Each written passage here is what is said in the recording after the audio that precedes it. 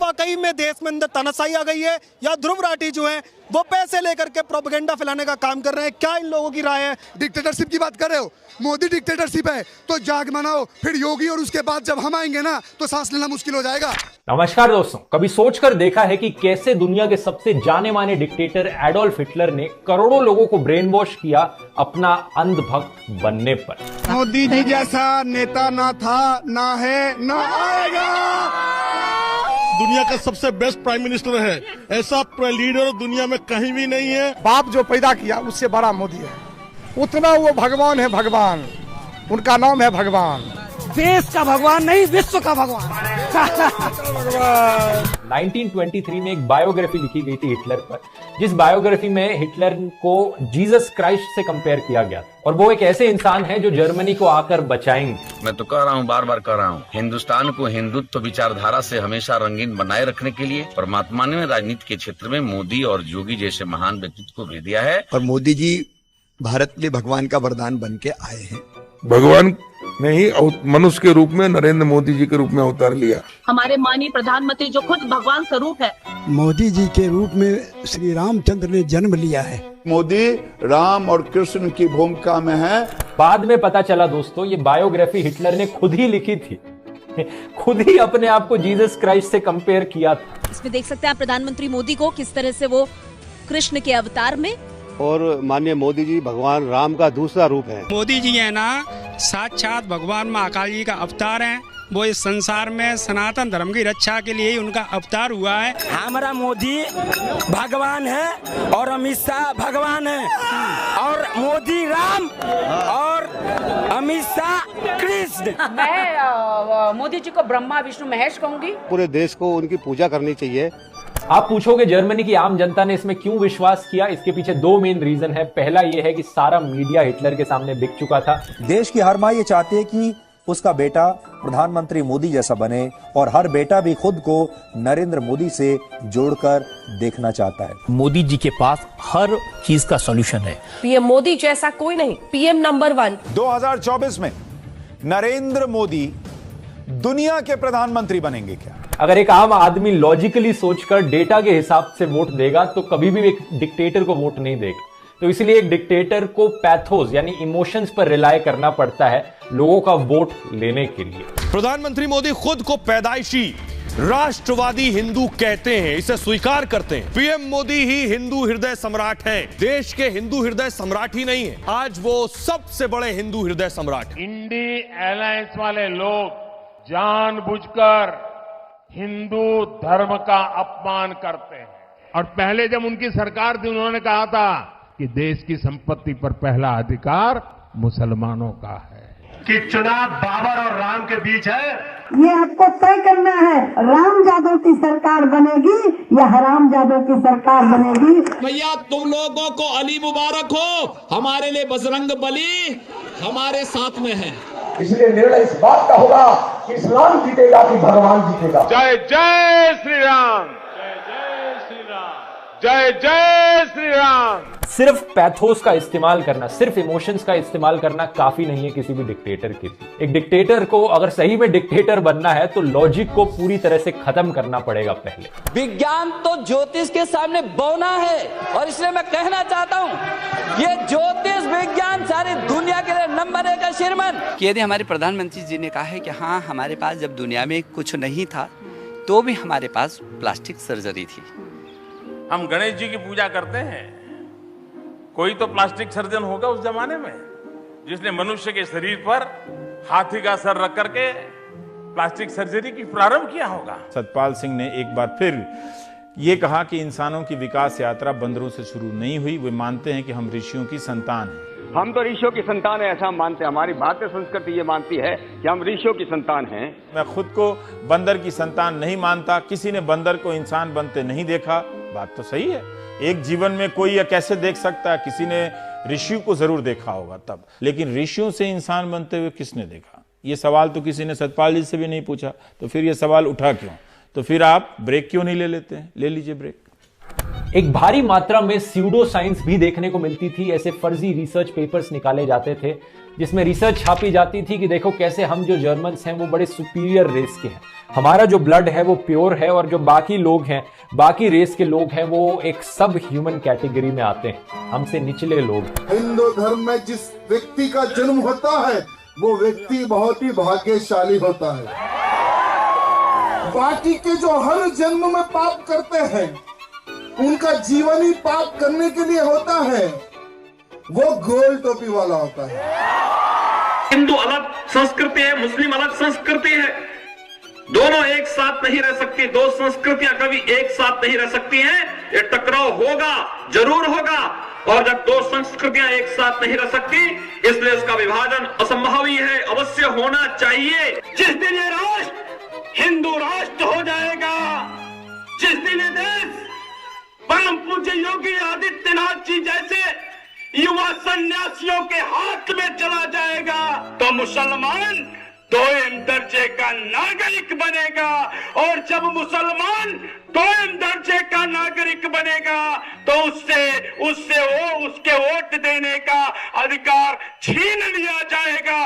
वापस जर्मनी पर आए तो हिटलर की एक और फेमस तकनीक थी कि जर्मन्स के अंदर डर क्रिएट करो, एक फेक एनिमी क्रिएट करो, एक फर्जी दुश्मन जो असली में एग्जिस्ट नहीं करता, लेकिन उसके बेसिस पर देशवासियों को डराओ और फिर दिखाओ कि कैसे मैं हीरो हूं और आकर इन फर्जी दुश्मनों से मैं सारे देशवासियों को बचाऊं।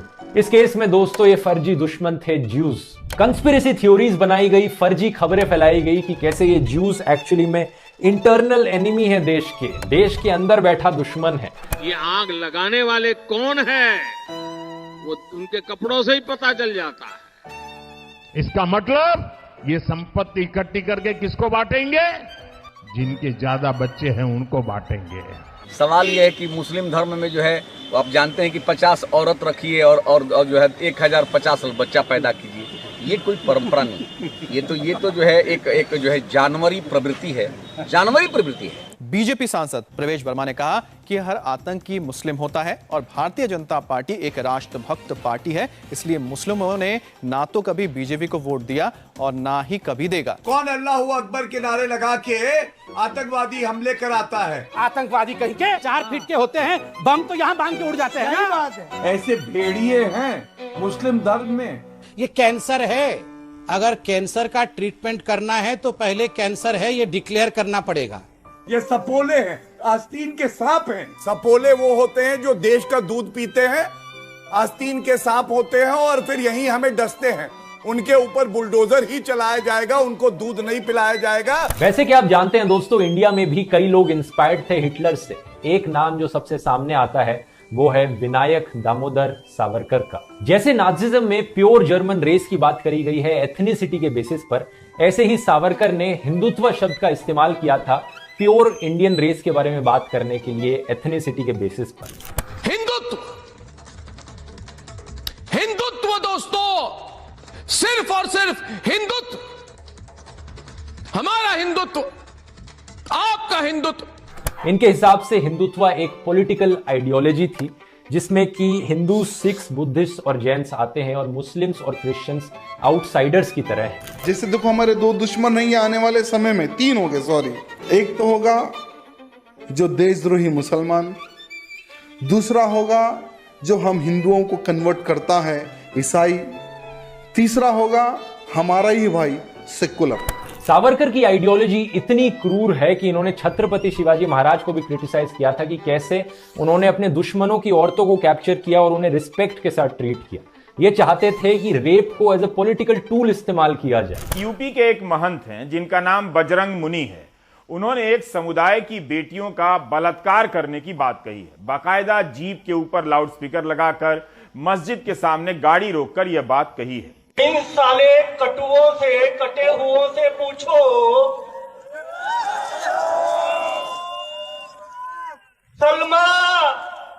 सलमा इंतजार कर रही है मेरे बजरंगियों का कि अगर वो एक हिंदू बालिका को ले जाएंगे तो कम से कम 100 मुस्लिम बालिकाओं को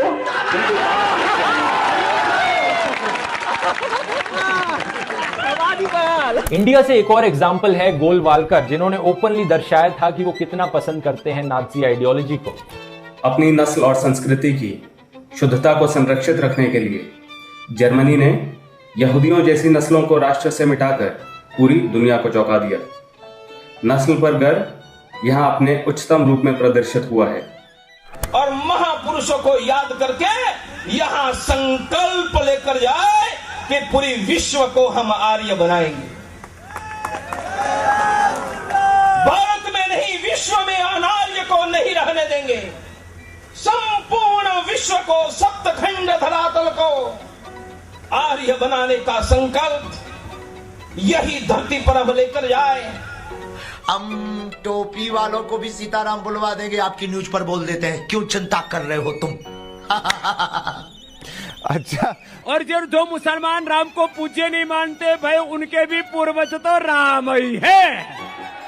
और अपने जो बाप को नहीं मानता ना भाई, वो किसी का नहीं हो सकता।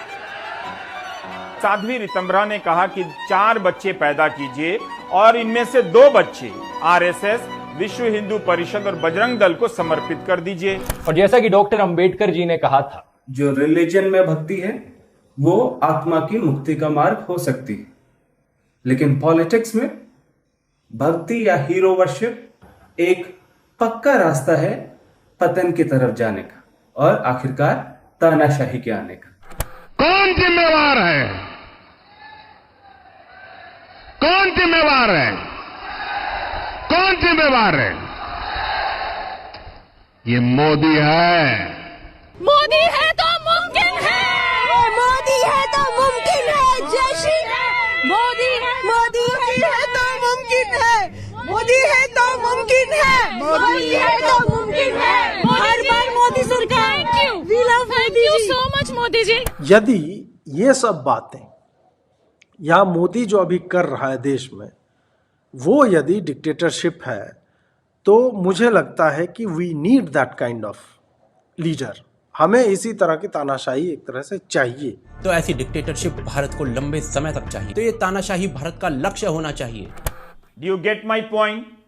What will you do when there will be no democracy? Check. If you will at least be allowed to play gilli danda or not. Check. तो शांति से जरा थोड़ी देर बैठिए और सोचिए, अगर हम करें तो करें क्या, बोले तो बोले क्या। भाजपा का विरोध करो, मोदी को गाली दो, जहां भी जाओ बस दिन रात सुबह शाम मोदी को गाली दो, मोदी को गाली दो, मोदी को गाली दो। वैसे यह है तो व्यंग, मगर इसकी गंभीरता को समझने के लिए कुछ योग्यताओं का होना बहुत जरूरी है। अगर समझ सकते हो तो समझो, आप लोग जो हो रहा है उसको मुक्त समर्थन दे रहे हो, आंखें बंद कर करके मुंह मोड़ लेते हो। ऐसा क्यों है? जागो, जागो मेरे भारतवासियों, क्योंकि इस वक्त बहुत जरूरत है